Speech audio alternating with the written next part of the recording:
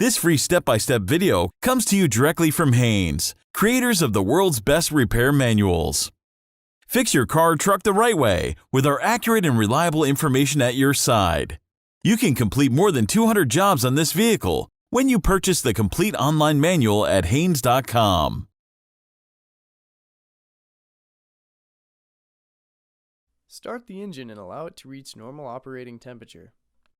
Park the vehicle on level ground and set the emergency brake. Turn off the engine. Raise the front of the vehicle and support it securely on jack stands.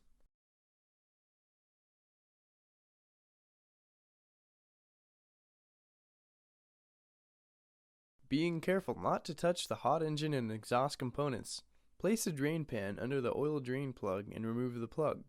Wearing protective gloves is highly recommended. Allow the old oil to drain into the pan. Remove the filler cap from the valve cover to allow the oil to flow more easily. After all the oil has drained, wipe off the drain plug with a clean rag, then clean the area around the drain plug opening. Reinstall the drain plug and tighten it to 30 foot-pounds.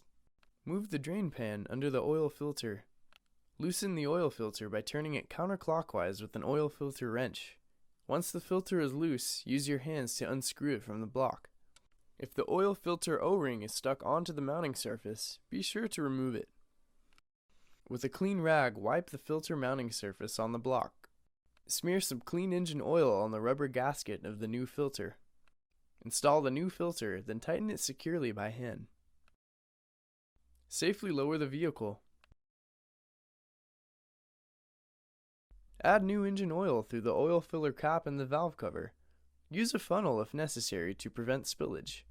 Pour 4 quarts of fresh oil into the engine. Wait a few minutes, then check the level on the oil dipstick.